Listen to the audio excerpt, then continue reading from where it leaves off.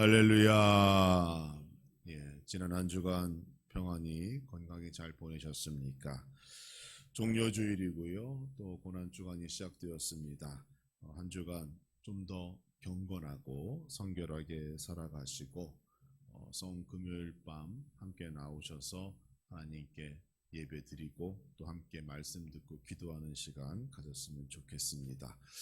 아울러 다음 주일은 부활주일이지요. 그리고 또 저희가 여러 가지 일들도 준비되어져 있는데 다음 주일에는 좀 옷도 좀 화사하게 입으시고요. 사진 찍을 때 잘 나올 수 있도록 좀 예쁘게 더 예쁘게 하고 교회 와 주시면 참 좋을 것 같습니다. 자, 우리 옆에 계신 분들과 앞뒤로 함께 인사하실 때에 당신은 그리스도의 피로 완전한 죄사함을 받았습니다 라고 인사하겠습니다. 시작. 당신은 그리스도의 피로 완전한 죄사함을 받았습니다. 오랫동안 반복되며 질문을 받아온 기독교 사상이 있습니다. 왜 모든 인간에게는 그리스도의 피가 중요한가? 구약의 제사와 오늘날 예배는 어떤 관계가 있는가? 그리고 또 하나, 정말 예수 그리스도의 죽음을 믿는 것만으로도 온전한 구원에 이를 수 있는 것인가? 이러한 질문은 결국 예수 그리스도의 대속적 죽음과 연결되어져 있고 이것을 논리적으로 가장 잘 설명한 성경이 바로 신약 성경의 히브리서가 되겠습니다. 특히 오늘 읽은 본문 7절과 28절의 말씀에서는 두 가지 불변의 진리를 우리에게 말하고 있죠. 첫째는 모든 인간은 반드시 죽음을 맞이하고 그 후에는 하나님의 심판을 받는다. 둘째는 그리스도께서 모든 인간의 죄를 감당하시려고 죽음 당하셨다. 이 두 가지 아주 중요한 기독교 진리를 본문에서 말씀하고 있습니다. 사랑하는 성도 여러분, 오늘은 종료주일입니다. 예수님께서 33년의 공생애를 마무리하시고 십자가 그 고난의 길, 죽음의 길을 걷고자 백성들의 환호를 받으며 예루살렘 성으로 입성하신 날이 바로 오늘입니다. 사람들은 예수님을 바라보며 유대의 왕으로 오시는 그 예수님을 환영하고 있으나 정작 예수님께서는 모든 인간의 죄를 감당하기 위하여 그 십자가의 길, 고난의 길, 그 어려움의 길로 들어선 것입니다. 성경은 우리에게 약속합니다. 요한복음 3장 16절 말씀을 보면 하나님이 세상을 이처럼 사랑하사 독생자를 주셨으니 이는 그를 믿는 자마다 멸망하지 않고 영생을 얻게 하려 하심이라. 이 약속, 이 언약 때문에 예수님의 죽음, 그 사건이 나를 살리는 결과를 가져온 거예요. 그렇죠? 나의 생명을 살리신 사건, 세상에 이것보다 더 귀하고 값진 사건이 어디에 있겠습니까? 그 하나님의 놀라운 은혜와 사랑, 예수 그리스도의 그 희생을 기억하시고 이 고난주간 더욱 의미 있고 감사로 보내시는 여러분 되시기를 주님의 이름으로 축복합니다. 이 모든 시간은 이 모든 사건의 시작이 있지요. 바로 에덴 동산 때까지 거슬러 올라갑니다. 하나님께서 에덴 동산을 만드시고 거기에 인간을 두셨어요. 명령하셨죠. 그러나 우리가 알고 있듯이 인간이 하나님 앞에서 불순종하게 됩니다. 첫 범죄를 저지르게 되지요. 그 결과는 참혹합니다. 하나님과의 관계가 단절되게 되었고 이로써 영적인 죽음을 맞이하는 존재가 된 거예요. 또 인간의 삶 속에 고통과 수고가 찾아오게 되었고 영적으로도 죽을 뿐 아니라 육체적으로도 그 고통 속에서 점점 사망의 길로 가는, 죽음의 시간으로 가는 그런 나약하고 그 어려운 존재로 달라지게 되었다는 겁니다. 그리고 무엇보다 아담의 그 죄로 인하여 우리 모든 인간은 원죄라고 하는 유전죄를 안고 세상에 태어나게 된 것이에요. 그래서 우리는 태어나면서부터 이 원죄 때문에 죄인된 삶을 살아갈 수밖에 없는 것이고, 에덴 동산 그리고 천국과는 거리가 먼 그러한 힘들고 어려운 인생을 우리가 살아가게 된 것입니다. 그럼에도 불구하고 하나님께서는 인간에 대한 긍휼의 마음을 버리지 않으셨어요. 인간은 범죄한 후 자신의 죄가 드러날까 봐 무화과 나뭇잎으로 자기의 몸을 가리고 부끄러움을 가리고 수치를 가렸지만, 성경을 보니 하나님께서는 그들을 위하여 가죽옷을 지어 입히셨더라 라고 기록하고 있어요. 창세기 3장 21절을 보니 여호와 하나님이 아담과 그의 아내를 위하여 가죽옷을 지어 입히시니라 이렇게 되어 있어요. 그들이 가죽옷을 요구한 게 아니에요. 하나님이 그들을 긍휼히 여기시고 그들이 그 무화과 잎으로 몸을 가리고 있는 그 모습을 보며 불쌍히 여기사 동물을 잡으시고 가죽을 벗기시고 그 가죽옷을 통하여 그들의 그 수치스러운 모습을 가려주셨다, 덮어주셨다는 겁니다. 그것이 가죽옷 사건이에요. 하나님께서는 이 사건을 통하여 우리에게 피 흘림이 없이는 죄사함이 없다라고 하는 진리를 가장 먼저 거기서 알려주신 겁니다. 그래서 우리는 여기서부터 예수 그리스도의 피가 어떠한 의미가 있는지를 우리가 알 수 있고 살펴볼 수가 있는 것이죠. 종료주일을 맞이하는 오늘 우리는 하나님의 어린 양 되시는 예수 그리스도의 피가 얼마나 소중하고 중요한지를 알아야 합니다. 그리고 믿어야 해요. 오직 그분의 피로만 온전한 구원에 있을 수 있음을 믿고 그 피를 의지하며 살아가는 여러분 되시기를 주님의 이름으로 축원합니다. 그 마음 갖는 것이 이 고난주간에 우리가 해야 할 일인 겁니다. 하나님께서 아담과 하와에게 입히신 그 가죽옷은 단순한 옷입힘의 사건이 아니에요. 인간에게 의복이란 결론적으로 생존을 위한 중요한 수단과 방법 가운데 하나이지요. 의복은 우리 사람의 몸의 체온을 유지하고 또 곤충이나 동물들의 그러한 외부적인 것에 대하여 방어하고 부끄러운 것을 감추는 그러한 것들이 바로 의복의 역할이잖아요.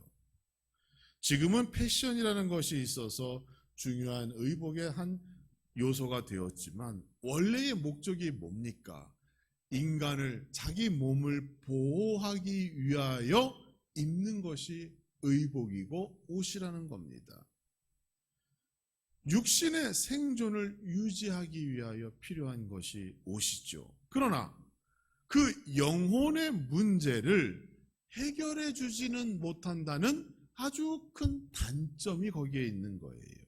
그래서 하나님께서 아담과 하와에게 지어주신 가죽옷은 육신의 생존을 보존하여 주고 그들의 부끄러움을 가려주고 그들의 죄를 잠시 덮어줄 수는 있을지 모르나 그 영혼의 문제, 근본적인 하나님과 단절된 관계, 잃어버린 에덴 동산의 문제와 그리고 영생의 문제 등등은 해결해 줄 수 없는 한계가 있다는 것을 우리는 성경을 통하여 발견할 수가 있습니다.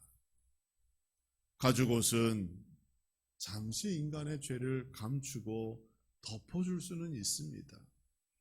안 보이는 것처럼, 안 보이다 보니 없는 것처럼 착각하게 만들 수는 있겠지요. 겉으로는 부끄러움과 수치를 가릴 수는 있었을지 모르나 그러나 자기는 알고 있잖아요. 인간 본인, 나만이 알고 있는 하나님께 대한 그 불순종에 대한 죄, 여기에서 느껴지는 죄의 감정, 그것만은 내가 알고 있잖아요. 그러니까 뭡니까? 그 가죽옷으로는 이 죄의 문제를 완전히 해결할 수가 없는 겁니다. 가죽옷을 입어도, 가죽옷이라는 하나님의 은혜를 받아도 여전히 그는 하나님 앞에서 죄인입니다. 에덴 동산에서 마귀의 유혹에 저지른 자신의 행위에 대하여 여전히 부끄러운 것이고, 여전히 수치스러운 것이고, 여전히 그 근본적인 문제는 해결되지 않은 겁니다. 이러한 죄의 감정이 우리에게 남아있는 거예요. 그럼 어떻게 됩니까? 여러분, 우리 인간은 내 안에 죄의 문제를 해결하지 못하면 본능적으로 하나님의 눈을 피하고자 하는 마음이 생겨요. 그래서 아담과 하와도 자기네들이 범죄하고 하나님을 피하여 숨어들었잖아요. 여전히 우리가 어떤 죄의 문제를 해결하지 못하면 하나님을 피하게 되고, 세상 속에 내가 숨어 들어가게 되고, 거기에 숨으면 하나님이 나를 못 찾겠구나, 나는 하나님과 아무 관계가 없는 사람이다, 이러한 착각 속에 살아가게 되는 것이고, 결국 그러한 것이 하나둘 모이다 보면 죄가 온 땅에 만연하게 되는 겁니다. 그러다 보니 또 한 번 그 노아의 대홍수와 같은 물의 심판을 그들이 받게 되는 것이죠. 저도 초등학교 시절에 부모님의 눈을 피해 도망 다닌 적이 있어요. 여러분도 그러한 동일한 어떤 경험이 있을 것 같아요. 부모님께 어떤 큰 잘못, 큰 거짓말을 했다든지, 하지 말아야 할 그런 잘못을 했다든지, 그 뒤에 찾아올 부모님의 어떤 그런 그 엄중한 심판과 대가, 우리가 알고 있잖아요. 종아리를 맞는다든지, 뭘 어떻게 우리가 이제 징계를 당하게 되는데, 그게 두려워서 이제 도망 다니는 거죠. 직장에서나 학교에서도 마찬가지입니다. 이런 어떤 문제가 생기면 피하고 싶고, 만나고 싶지 않고, 결석하고 싶고, 그 위기를 순간적으로 어떻게 좀 모면하고 싶고, 이게 우리 인간의 본성인 거잖아요. 어거스틴은 이 가죽옷의 사건에 대하여 하나님이 인간을 버리지 않고 하나님의 은혜로 덮으신 사건이 가죽옷이다, 이렇게 정의하였어요. 신학자 칼빈은 자기의 책에서 가죽옷은 속죄의 그림자다, 예수 그리스도 십자가의 그림자다라고 표현하며, 예수 그리스도의 완전한 그 죄의 용서가 필요하다, 이렇게 설명하게 되어 있어요. 이 가죽옷은 이처럼 우리가 하나님을 피하고 싶을 때, 나의 죄를 감추고 싶을 때, 그리고 세상 사람들이 나의 실수와 잘못을 좀 알아주지 않고 싶을 때 거기에 도움이 될 수는 있을지 모르나 분명한 한계가 있다는 겁니다. 그 속사람까지 영향을 끼치지 못한다는 한계가 있는 것이죠. 그래서 모든 인간에게는 완전한 죄 용서의 은혜가 필요한 겁니다. 과연 무엇을 통하여 이 완전한 죄 용서의 은혜를 경험하게 될까요? 성경을 보니 동물의 피로는 단절된 하나님과의 관계를 완전히 회복할 수 없다라고 얘기합니다. 동물의 피로 드리는 제사는 하나님을 만날 수 있는 방향과 방법은 우리에게 말할 수 있을지 모르나 우리의 죄를 완전히 사해 줄 수는 없다라고 얘기하고 있어요. 그래서 예수 그리스도만이 유일한 죄 사함의 방법임을 우리가 이 시간 고백하게 되는 겁니다. 다 함께 따라해 보세요. 예수님만이 완전한 죄의 문제를 해결할 수 있다. 예수님만이 가능한 거예요. 짐승의 피로는 안 된다라고 이미 성경에 기록되어져 있어요. 다른 방법으로는 불가합니다. 다른 종교요? 어림도 없는 얘기예요. 지난주에 또 목사님들과 얘기하는 중에 힌두교에 대한 그러한 종교에 대해서 얘기하는데, 거기서는 자기가 살아남기 위하여 하는 거짓말은 죄가 아니라고 가르친다는 거예요. 그러니까 사람들이 그 말을 확대하면 그냥 사람을 속이고 도둑질하고 남의 것을 가져오는 것이 죄가 아니라는 거예요. 그러니까 우리 기독교와 얼마나 다른 그 가치를 가지고 있습니까? 진리가 아닌 종교에서는 그렇게 인간이 만든 종교이기 때문에 그러한 인간 행위에 대한 결과를 그런 식으로 합리적으로 해결하고 그렇게 풀어서 죄를 모면하려고 하는 그러한 시도를 벌이고 있잖아요. 오직 예수 그리스도만이 우리의 죄를 용서하실 뿐 아니라 오직 예수 그리스도의 그 십자가만이 무엇이 우리의 삶 속의 죄인지를 밝히 보여주고 있다는 사실 여러분 기억하시기 바랍니다. 사도행전 4장 12절에서는 다른 이로서는 구원을 받을 수 없나니 천하 사람 중에 구원을 받을 만한 다른 이름을 우리에게 주신 일이 없다, 이렇게 얘기하셨어요. 다른 종교에는 구원이 없는 겁니다. 예수 그리스도만이 가능한 거예요. 이사야 43장 11절에서도 나 곧 나는 여호와라, 나 외에 누가 없어요? 구원자가 없다라고 얘기하고 있어요. 그러니까 삼위일체의 하나님, 삼위일체의 예수님, 이것 외에는 구원받을 길이 우리에게 주어지지 아니했다는 겁니다. 성경은 예수님께서 바로 하나님의 어린 양 되시고 그분의 피 흘림이 온전한 구원의 역사를 가져온다라고 우리에게 약속하고 있습니다. 오늘 본문 22절의 말씀을 다시 읽어봅니다. 율법을 따라 거의 모든 물건이 피로써 정결하게 되나니 피 흘림이 없은즉 사함이 없느니라. 그러니까 모든 죄 용서에는 반드시 피가 필요하다는 거예요. 그래서 구약에서는 동물의 피가, 신약에서는 예수 그리스도의 피가 나타나게 되는 겁니다. 그리고 이 말씀에 의지하여 예수 그리스도께서 완전한 구원을 위하여 피 흘리셨다는 거예요. 그게 28절에 나타나 있습니다. 이와 같이 그리스도도 많은 사람의 죄를 담당하시려고 단번에 들임바 되셨고 라고 기록하고 있어요.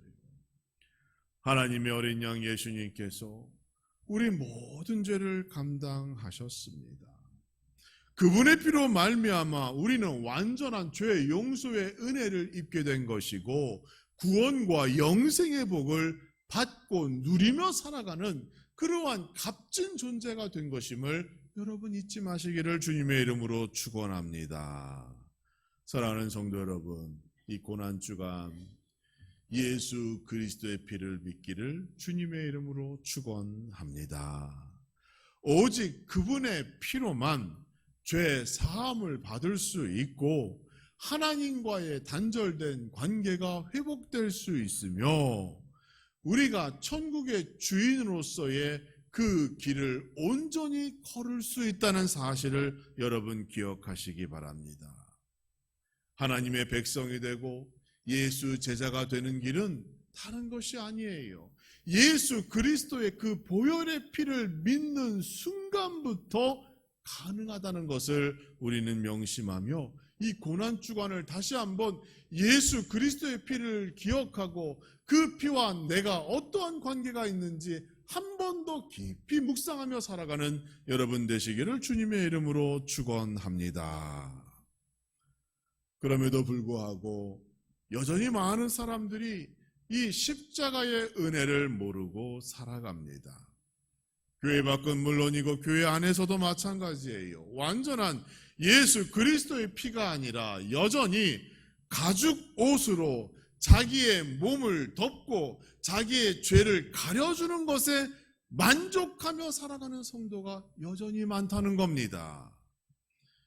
가죽 옷으로 만족하는 사람들 누굽니까? 자기의 의를 내세우는 사람, 교회를 오고 가며 단지 종교 생활만 하는 사람들 있죠. 또 내가 구원받았는지 그 부분에 대하여 의심하는 사람들 존재합니다. 오늘날 대부분의 교회의 문제는 외적인 영향이 아닙니다. 내부에서 발생합니다. 가립과 갈등과 대립의 원인이 단지 나와 생각이 다르기 때문에 싸움이 시작되고 다툼이 시작되고 교회가 분열되는 그러한 일들이 얼마나 많습니까? 단지 내 생각과 다르다고 교회를 찢고 예수님의 몸을 찢는 그러한 일들이 허다하게 일어나는 것이죠. 우리 암라중앙교회는 창립 60주년의 해를 맞이해서 더욱 새로운 헌신, 순종, 섬김, 희생의 역사가 나타나기를 주님의 이름으로 축원합니다. 예수님께서 피 흘려주신 그 은혜만 깊이 생각해 보면 여러분 스스로 아실 거예요. 왜? 여러분 안에 살아 역사하시는 성령님께서 오늘도 여러분께 말하고 여러분을 인도하시기 때문에 그것을 거부하지 않고 순종하기만 하면 여러분이 아실 거예요. 내가 무엇을 해야 하는지, 내가 어떻게 해야 더욱더 주어진 직분과 사명을 감당하고 이 교회를 더 아름답게 내가 가꾸어 갈 수 있는지 여러분 자신이 그 답을 이미 알고 계십니다. 따라서 이 고난주간에 다시 한번 기도하실 때에 그 마음속 깊이 말씀하시는 성령의 음성에 귀 기울이시고 순종하시는 여러분 되시기를 주님의 이름으로 축원합니다. 하나님의 어린 양 되신 예수님께서 지난 60년 동안 우리와 함께하여 주셨습니다. 바꾸어 얘기하면 지난 60년 동안 예수님께서 우리를 위하여 계속 피 흘려주신 것이고 그 피 흘림으로 말미암아 오늘날 우리가 이렇게 복된 신앙생활을 우리 교회 안에서 할 수 있게 된 것인 여러분 고백하시고 거기에 대하여 감격하시고 감동하시고 감사할 수 있는 여러분 되시기를 주님의 이름으로 축원합니다. 그러므로 우리는 이제 가죽 옷에 만족하는 믿음이 되어서는 안 됩니다. 온전한 십자가 그 믿음의 길로 들어서는 성숙하고 열매 맺는 성도가 되어야 합니다. 그래서 우리에게는 실제적으로 삶의 변화와 그리고 믿음의 도전이 필요한 거예요. 제가 이 시간에 3가지만 간단히 말씀드립니다. 첫째로 여러분, 가족 구원을 위하여 더 힘을 내시기 바랍니다. 하나님께서 세우신 가정이 천국이 되지 않고서는 아무 소용이 없습니다. 가족에게 예수님을 소개하지 못하면 이웃에게나 모르는 사람에게 더더욱 복음을 증거한다는 것 어려운 일이지요. 가정 안에서 예수 그리스도의 증인이 되시고 여러분의 삶을 통하여 복음을 가정 안에서 증거하고 실현하시는 여러분 되시기를 주님의 이름으로 축원합니다. 두 번째로 변화된 말과 행동을 가지시기 바랍니다. 기독교는 변화의 종교입니다.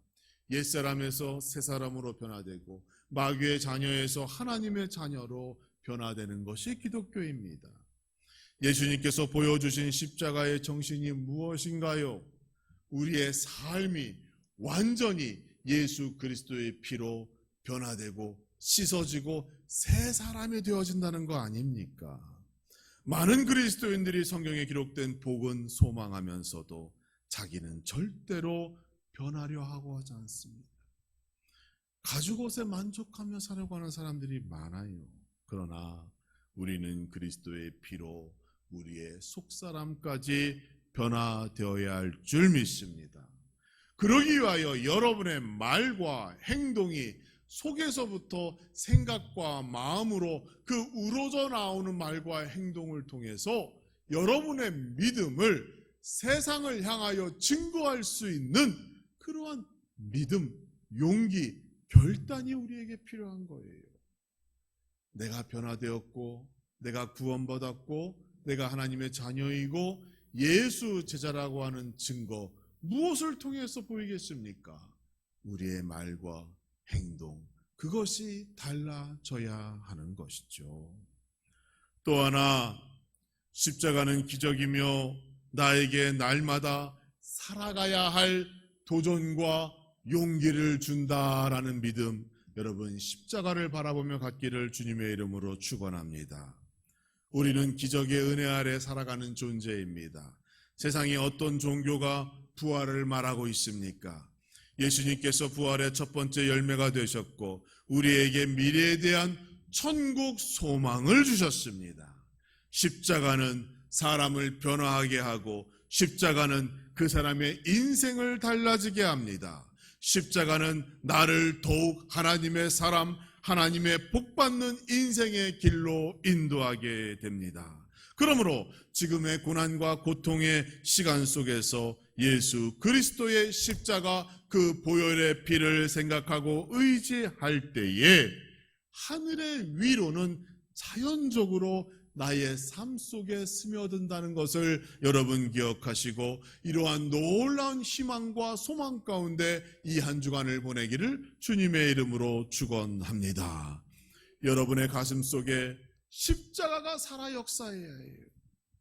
예수 그리스도 보혈의 피, 그 피가 날마다 흘러넘치는 경험이 여러분에게 있어야 합니다. 그래야 우리의 믿음에 활력이 있고 기쁨이 있고 감사가 넘쳐나는 거예요. 믿음의 용기를 가지시고 담대하게 그 십자가 보혈의 피를 의지하여 세상에 나아갈 때 여러분 세상도 이기고 사탄도 이기고 모든 시험과 유혹을 이기며 승리하는 그러한 복된 삶을 우리가 살아가게 되는 것입니다. 종려주일을 맞이하는 오늘 많은 사람들이 예수님을 자신의 왕으로 세우며 자기의 유익을 위하여 예수님을 이용하려고 하지만 우리는 우리의 모든 죄를 용서하기 위하여 나귀를 타고 겸손한 모습으로 들어오시는 그 예수님을 바라보며 예수 그리스도를 마음에 담고 십자가를 새기고 예수 보혈의 피, 그 피를 의지하며 이 한 주간을 살아가는 여러분 되시기를 주님의 이름으로 축복합니다. 가죽옷은 죄를 덮을 수는 있으나 십자가는 죄를 완전히 사라지게 합니다. 자신의 죽음을 통하여 하나님의 은혜와 사랑을 증명해 주셨고 우리에게 완전한 구원의 길, 영생의 축복을 허락하신 예수 그리스도를 찬양하며 이 한 주간 더욱 복되게 보내시기를 주님의 이름으로 축원합니다.